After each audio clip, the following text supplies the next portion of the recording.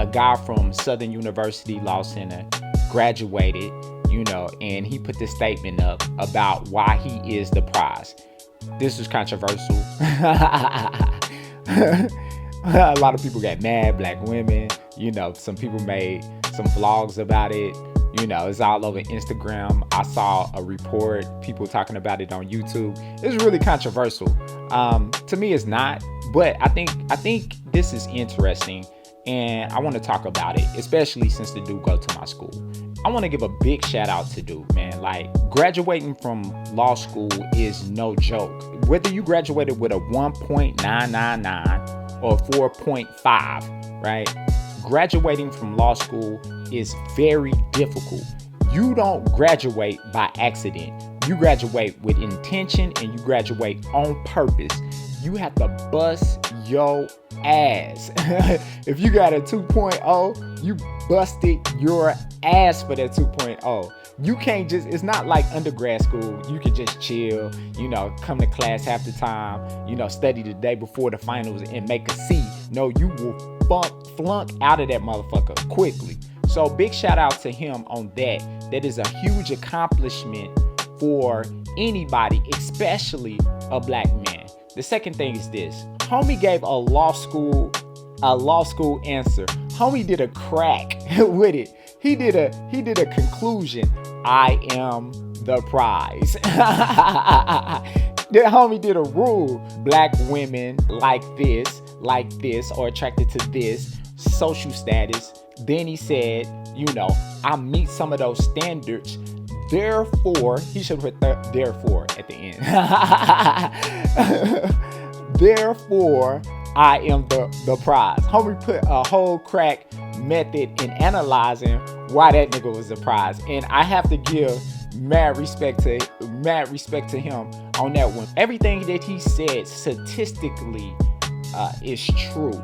Babies out of wedlock, women in general wanting to talk to men that are on their social class, discrepancy between educated black men and educated black women, black men being incarcerated, all that stuff is absolutely true. I give him props on his rules and analysis. Here's my critique on the conclusion.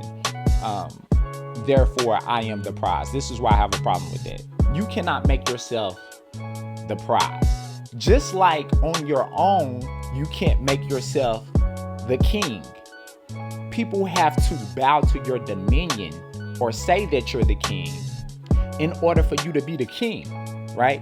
You can walk around the streets and say, I'm the motherfucking president, right? But unless the people elect you, you're not the motherfucking president, right? So you can feel a certain way in your mind about your position, but is that position or the way that you feel in your mind, is that validated by the people? You are the prize when women want to fuck you. You are the prize when women want to date you. You are the prize when women want to marry you, right? Like, that's how you know you are the prize. You cannot say you are the prize and no woman is sliding in your DM saying, hey, I want to suck your dick. I'll be talking to my homegirls and I'll be like, this shit is crazy. Since this quarantine has happened, it's been like 12 girls, beautiful too. Some of them not beautiful, but most of them beautiful, sliding in my DMs like, ooh, I bet you got a big dick. I want to ride it tonight. Let's fuck. Like, the shit happens to me. Women wanting to fuck you, that's how you know you are the prize. Women wanting to date you, that's how you know you are the prize. The way women react to you and respond to you, that's how you know you are the prize. But if you ain't getting that, then you're not the prize. I was chilling with a girl one time. She was like, oh my God, I want to suck your dick. I'm like, shit, suck it. Suck that motherfucker, right? I met her at the club.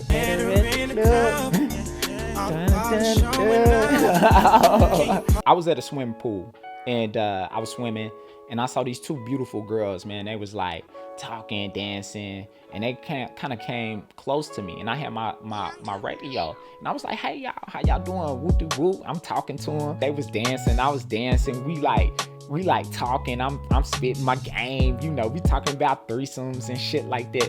Turns out these girls are strippers. For some reason, I just be meeting meeting strippers. Not in the strip club, because I don't go to strip club, but I just be fucking with strippers. I don't know.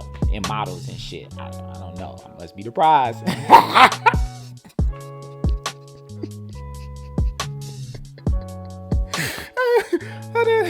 Oh shit. Okay. So these okay, but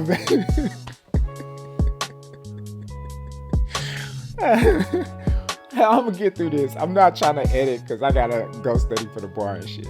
I'm like, what y'all do? They like, we strippers, we dancers. I'm like, that's what's up, you know.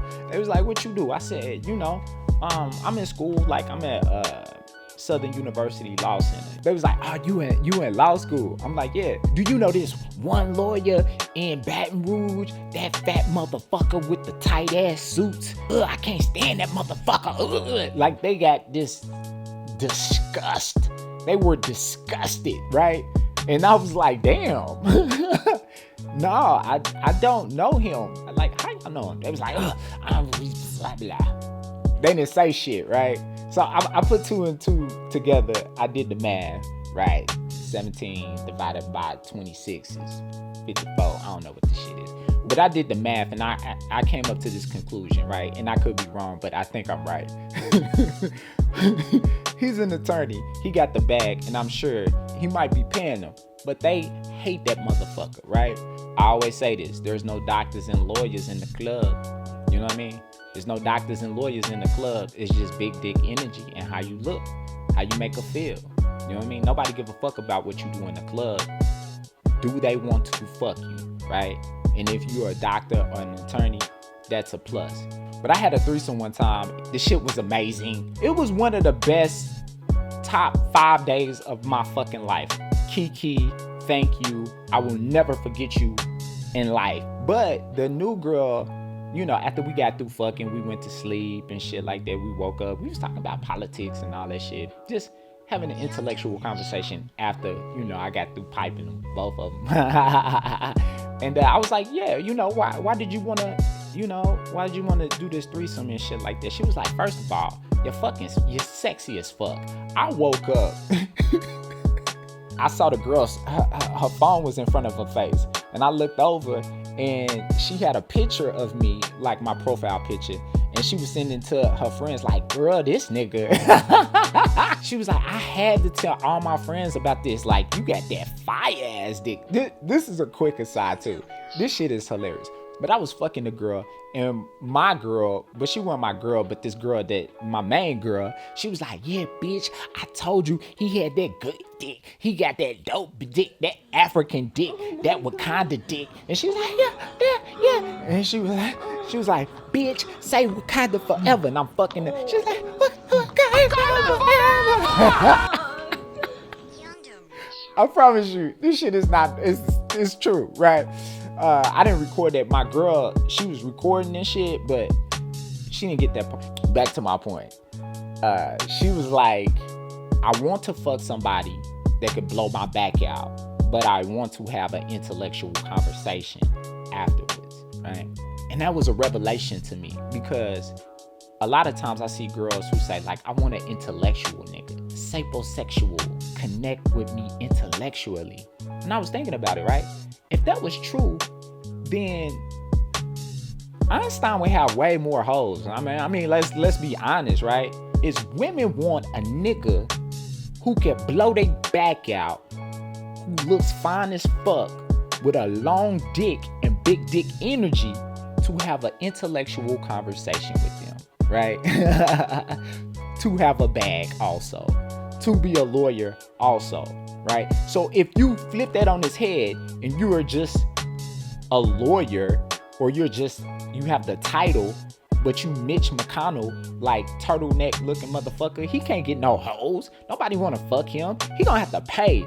Your title don't mean shit. Your title, a law degree don't make a pussy wet. A law degree don't make a pussy wet. Okay, that's a rant. Law school is a different place. If you grow up, if you a trap nigga, if you a hood nigga, if you from the bricks, the ghetto, whatever the fuck you want to call it, law school is the strangest niggas you will be around in your fucking life. They look like you, but they are not you. Y'all are not the same. A lot of times they come from privileged backgrounds. Like when I first came to law school, I saw him and his brother. I'm like, oh, they two like dudes like me, right? Brother, stocky, black dude, whatever. Craig, he had dreadlock. One day I'm in the atrium and I'm looking up and I saw like King. It said King Court, and I was like, King Court, what the fuck? And I was like, hey, their last name is King, right? I was like, oh shit, we in the motherfucking court. Like, it's they daddy is on the wall. Like, oh shit, this is fucking crazy. I never would have guessed. And I think that a lot of times when you come from a family of notoriety, they speaking to you your greatness. They speaking to you that you are that nigga. Like, you are that nigga. You are a king's kid. You are a king, and people should treat you in that manner.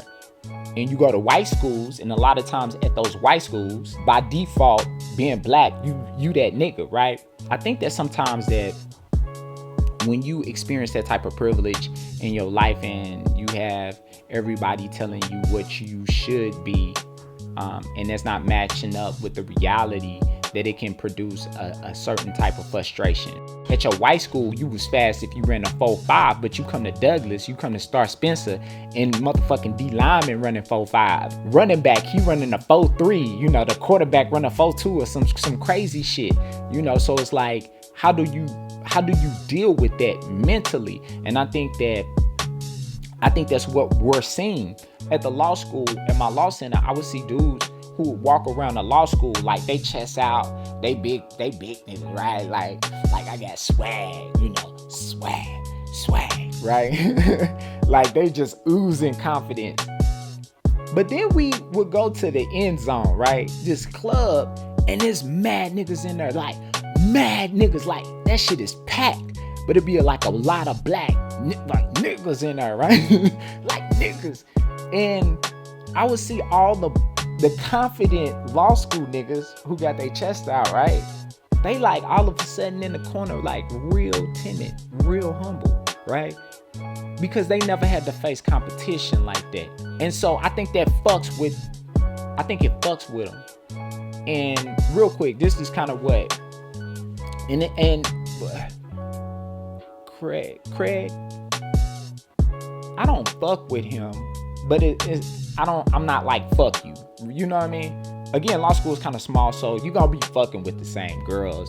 One girl was really into me, and I hit her up one day like, hey, where you at? She was like, don't worry about it. I'm like, oh shit, that's canceled. So I come to school, and she like, hi. And I'm like, oh, what's up? And I keep walking. She like, oh, you ain't gonna say hi? You ain't gonna say hi? I'm like, you embarrassing me? Come on, like, what the fuck? And she's like, it wasn't even me. It wasn't even me. Who said that text? It was somebody else. And this is a quick aside. I said, listen, I don't care if it was somebody else. You know what I mean? You're responsible for that. You know what I mean? And I had too many conflicts with niggas since I've been living this lifestyle over females to, if you giving another nigga access to our relationship, that shit is canceled. You know what I mean? Because I don't feel like fighting niggas and shit like that. You know what I mean? Like, so, nah, I'm cool, right? And found out it was that nigga who sent the text, right? I don't really want to fuck with him like that because of that negative energy that he had. You know what I mean? Like, it was another girl that he was fucking with. I didn't know he was fucking with the girl. I went up to the girl and I'm like, hey, I've never seen you before. You know, you go to Southern. She's like, yeah, don't talk to me. This girl fucking insane. But she fine though. But she fucking insane. So she's like, Isaac, don't talk to me. You be talking to all those girls at school, but you never say hi to me. And I'm like, okay, damn girl, like, okay, boy, hey. But she had like, she was very fuckable. So I was like, hey, let's kick it. You know what I mean? Let me make it up to you, not speaking to you, you know. So we go on a date. This girl's fucking insane, like fucking crazy. Law school girls, some of them are fucking insane. Like they need therapists, like daddy issues, all type of motherfucking issues, right? So I kicked it with her on the first date, and I decided within my heart, she ain't worth me fucking in the drama that would ensue me fucking her. And plus she go to the same school with, I'm gonna have to see her. Nah, I'm cool. I'm straight. Like, I'm cool. I ain't fucking with this girl. So I stopped fucking with her. We at a party and I see her and I go to talk to her and I'm talking to her and whatever. And Craig, he comes up to me like, hey, that was my spot. It's like, oh, okay. Okay, bro, like, cool. So I left and I was kind of observant. I'm very observant. And he was just kind of like guarding her, like, nah, this is my girl.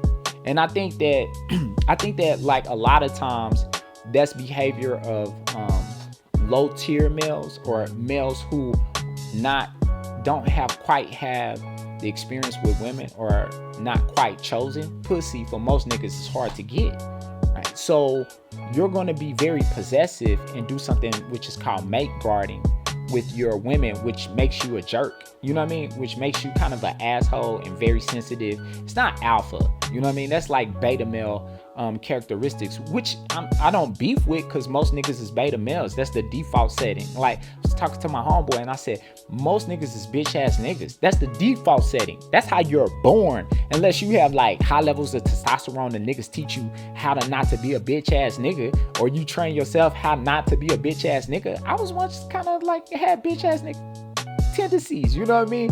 So that's what category he falls in to me. I say that, yeah, he's very insecure. I think that women have the issue with him saying it, why he became like a meme or, you know, got criticized so heavily, is because, one, he's saying it out of anger. You ask all my homegirls, I be pissing them the fuck off, because I'm gonna keep it real with them, how difficult it will be for them to find true satisfaction with niggas out there. But my motivation is that I'm doing it because I love them. I care about them. I don't want to see them hurt. So I tell them like, hey, you have a choice. You can choose the big dick energy selling drug nigga, or you can choose the lame law school nigga. Or you can choose the big dick energy handsome law school nigga, but you're gonna be sharing that nigga, right? Because he's literally the prize, right? So I tell them, for me, like, you can fuck with me, and I don't say I'm the prize, but I just be like, I have options. I be fucking different girls like every you know, like, I could get it in. Nigga, I could get the fuck in, right? Like, nigga, if I showed you these girls I be fucking, that shit impresses me, right? Like, I'm like, nigga, like, what? So I'm like, I tell them like straight up, you can fuck with me, but I'm gonna be fucking with other girls. You know, it's not like I'm the prize or nothing, but I'm just saying I'm gonna fuck with other girls. So I tell them that those are the options, and I tell them that out of love because I care about them. I think he's doing it out of anger and his frustration, you know, with his experience. And I think that oozes out in this post, and that's why women have been so critical of him. The second thing is this. If you come in with bad news like that, if you come in with bad news like that, especially like the black women, like, they gonna tear your ass apart. If you not fine, like, if there's anything in which they can like tear you down, they're gonna rip you a new asshole. He's an easy target for black women's wrath, because it's like, who are you? You ugly. Well, I ain't saying he ugly, but some girls say he was ugly. But you're ugly. It's like Flavor Flav telling Megan Stallion she got like a little poochie gut, right? It's like, motherfucker, I know I got a little poochie gut, motherfucker, fuck you ugly. And I'm not saying he's ugly as Flavor Flav or anything like that. I'm not even saying he's ugly, but I'm saying when you criticize people, or when you come out with something that's negative like that, prepare for the backlash, especially if you cannot correct the dies and dot the T's or whatever. So anyway, that's my analysis. I think he struck a nerve because some of the shit that he's saying is true, and women who are upset are killing the messenger. Tell me what y'all think. Would love to hear y'all opinions.